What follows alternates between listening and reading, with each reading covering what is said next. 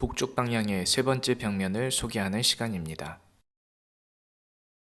프란치스코의 이야기는 7번, 8번, 9번의 순서입니다. 관련된 보나벤투라 대전기의 내용은 간략히만 소개해 드리는 것이며 관심 있으신 분들은 영상을 잠시 멈추고 읽어보시기 바랍니다. 내용의 전체가 궁금하시면 대전기를 읽어보시길 추천드립니다.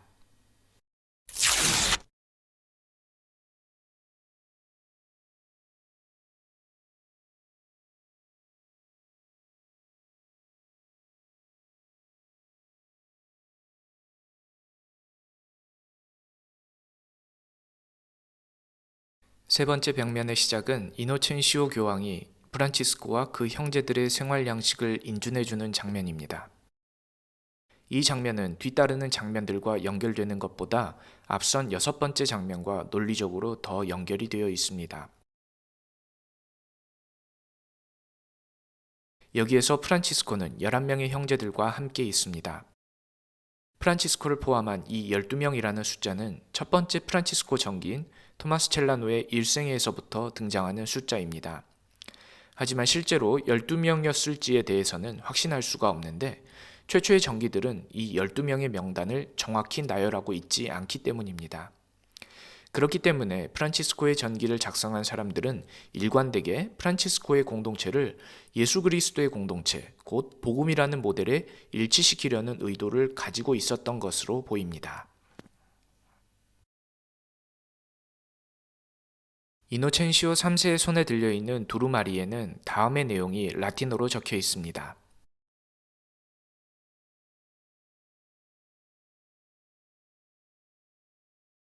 이 내용은 1223년 11월 23일 교황 호노리오 3세가 인준한 수도규칙의 1장의 내용입니다. 7번의 장면은 1209년 혹은 1210년의 내용이기 때문에 1223년의 본문이 여기에 드러나는 것은 시대착오라 생각할 수도 있습니다.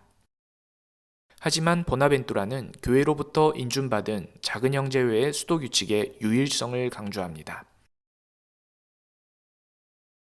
그래서 대전기 4장 11번에서는 이노첸시오 교황에 의해 인가받은 수도규칙을 그의 후계자 호노리오 교황으로부터 영원히 확인받는다 라고 표현합니다.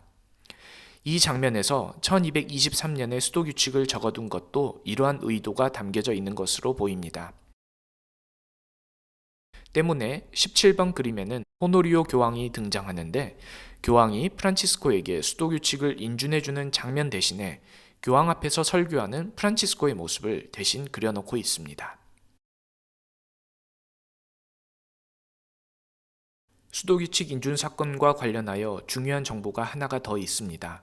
그것은 교황이 프란치스코와 그의 형제들에게 설교하는 직분을 맡겼다라는 것입니다.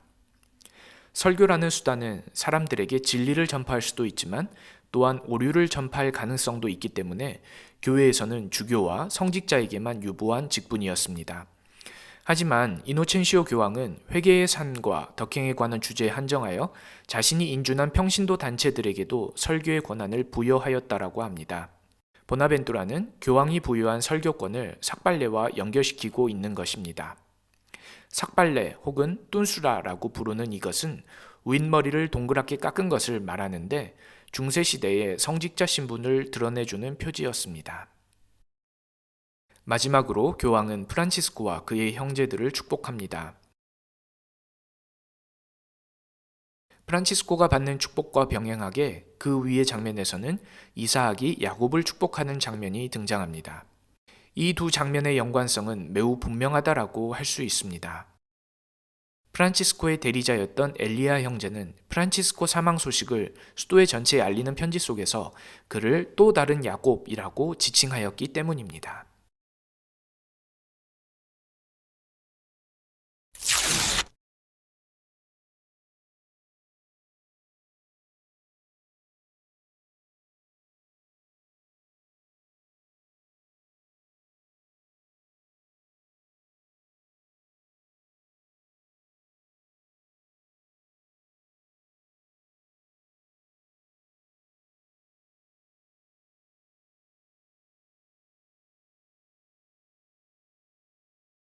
조또의 프레스코아가 전반적으로 보나벤투라의 대전기 순서를 따르고 있지만 대전기의 이야기 순서가 정확히 연대기적인 순서를 따르는 것은 아닙니다. 때문에 이후의 장면들은 시간의 흐름이라는 관점보다는 각 장면이 드러내고자 하는 의도와 주제 등을 파악하는 게 더 중요하다라고 할 수 있습니다. 이 장면에 대한 보나벤투라의 소개도 앞 장면의 사건과 시간적으로는 멀지 않다라고 하지만 앞서 언급된 주제와 의미, 곧 또 다른 야곱이라는 의미에서 프란치스코가 그렇게 부각되지는 않습니다. 오히려 구약 성경에 잘 알려진 불마차 사건으로 인해서 그리고 보나벤투라의 대전기에서 직접 표현하는 또 다른 엘리야라는 말 덕분에 프란치스코를 예언자 엘리야로서 상기시키는 장면입니다. 이렇듯 앞 장면과 연결점이 부족하기 때문에 프레스코와 연작을 연구하는 사람들은 이 단절 속에서 작가나 감독의 의도가 무엇이었는지를 다양한 측면에서 해석을 시도한다라고 합니다. 이 장면은 이어지는 그림들의 구조적인 배치에서 볼 때 이해될 수 있는 요소가 존재합니다. 7번 그림에서 프란치스코는 무릎을 꿇고 있고 이 장면에서는 프란치스코가 하늘에 있습니다. 또 다음 장면에서는 프란치스코가 무릎을 꿇고 있습니다. 프란치스코가 있는 위치를 선으로 연결해 보면 완벽한 삼각형의 구도가 완성됩니다. 3이라는 숫자는 천상의 숫자를 드러내는데 다시 말해 프란치스코는 하늘의 사람이라는 것을 암시해 주는 것입니다. 또 다른 해석은 역사적인 배경 지식이 조금 필요하지만 간략히 설명해 보고자 합니다. 불마차라는 표상은 모든 그리스도인들에게 엘리야 예언자의 일화를 떠오르게 합니다. 때문에 프란치스코를 엘리야 예언자에 비유하였다라는 것을 즉각적으로 알아차릴 수 있습니다. 하지만 프란치스칸들에게 엘리야라고 하면 한 사람이 더 떠오를 수밖에 없는데 예언자와 같은 이름을 지닌 사람, 곧 프란치스코가 대리자로 임명하였던 엘리야 형제입니다. 엘리야 형제는 프란치스코가 살아있을 때 그의 직분을 대리하는 수도의 장상으로 프란치스코가 뽑은 사람입니다. 엘리야 형제에 관한 프란치스코의 커다란 신뢰를 전해주는 첼라노 전기의 한 구절을 보도록 하겠습니다.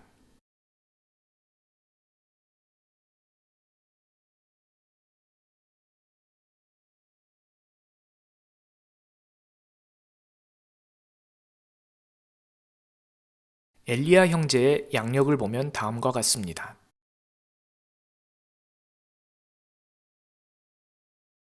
엘리야는 수도회 전체에 프란치스코의 죽음을 알렸고 교황 그레고리오 9세의 명령으로 프란치스코의 무덤과 대성당을 건설하였으며 1232년에는 수도회의 두 번째 총장으로 뽑힌 사람입니다. 하지만 이후 그의 삶은 완전히 반대가 됩니다. 그는 1239년에 열린 수도회 총회에서 고발되고 총장직에서 파면되었고 파면 이후 교황과 정치적 갈등이 있었던 프레데릭 2세 황제에게 피신하였다라는 이유로 교황으로부터 파문되었으며 수도회로부터는 기억의 단죄 혹은 기록 말살이라고 불리는 처분을 당합니다.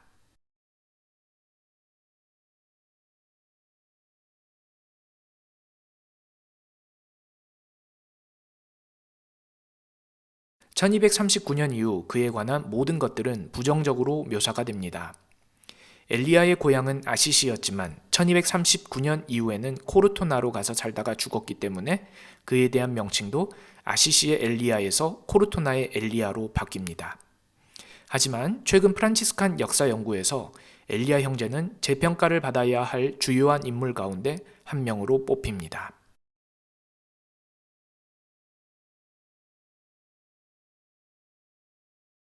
흥미로운 해석 한 가지는 바로 이 엘리야 형제의 기록 말살이라는 처분과 연결시킨 해석입니다. 프란치스칸들의 기억 속에 엘리야 하면 떠오르는 그 인물은 프란치스코가 생애 말년에 자신의 후계자로 삼았지만 사실 엘리야는 위의 구약 성경 이야기처럼 축복을 받은 야곱이 아닌 에사우라는 것입니다. 이사학이 말년에 눈이 멀었듯이 프란치스코도 눈병으로 인해 생애 말년에는 시력을 거의 상실하였습니다. 이사학은 장자인 에사우를 축복하고 싶었지만 하느님의 뜻은 야곱에게 있었듯이 프란치스코도 엘리야를 후계자로 삼고 그를 신뢰하였을지 모르지만 하느님과 교회와 수도회가 나가야 할 방향성은 엘리야와 그 추종자들의 뜻에 있는 것이 아니라 현재 수도회를 이끌고 있는 형제들에게 그 정통성이 있다라는 것을 암시해 준다라는 것입니다.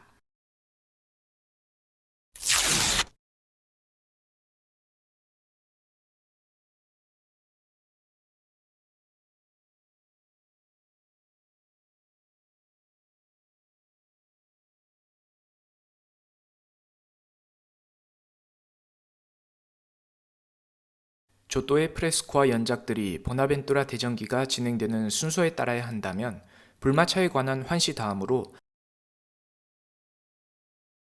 아르스 관구회의에 발현한 프란치스코 이야기를 위치시켜야만 합니다. 하지만 이에 관한 장면은 18번에 등장하기 때문에 이야기의 순서가 의도적으로 조정되는 장면이라고 할 수 있습니다. 아르스 관구회의에 발현한 프란치스코 이야기가 뒤에 위치하는 데에는 분명한 이유가 있습니다. 이와 관련된 내용은 6번째 벽면을 설명하는 영상에서 다루어 보도록 하겠습니다. 이 장면은 프란치스코와 그 형제들이 하늘에서 차지하게 될 영광을 보여주고 있습니다. 프란치스코를 위한 화려한 한 자리가 중심이 되고 있지만 실상 프란치스코뿐만 아니라 프란치스칸 회원들이 하늘나라에서 차지하게 될 영광에 대한 확신도 함께 들어가 있는 그림입니다. 프란치스코와 함께 기도하던 중에 환시를 체험하는 형제는 왼편에 그려져 있습니다. 그리고 중앙의 천사는 왼손으로는 가장 화려한 자리를 가리키고 오른손으로는 기도하고 있는 프란치스코를 가리킵니다. 대전기에서 천사는 그 자리가 원래 다른 이의 것이었다라고 말합니다. 곧 주인이 있던 자리는 주인의 잘못으로 인하여 자리에서 쫓겨났다라는 것입니다. 그렇기 때문에 이 그림의 상단에는 자신의 자리에서 쫓겨나는 두 가지 케이스가 등장합니다. 구약의 5번 그림은 낙원에서 쫓겨나는 아담과 하와를, 구약의 14번은 축복을 빼앗긴 에사우가 등장합니다. 이 벽면의 프란치스코 이야기 3가지 장면은 반대편 벽면의 프란치스코 이야기 3가지 장면과 내용적인 대응을 하고 있습니다.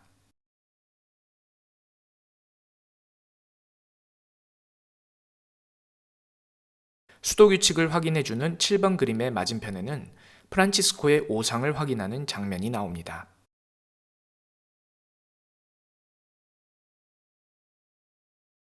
불마차에 타서 하늘을 날고 있는 프란치스코를 목격한 형제들에 관한 이야기는 그 맞은편에 프란치스코가 죽을 당시에 그가 하늘로 오르는 것을 목격하는 두 사람, 곧 아우구스티노 형제와 아시시 주교의 환시를 담고 있습니다.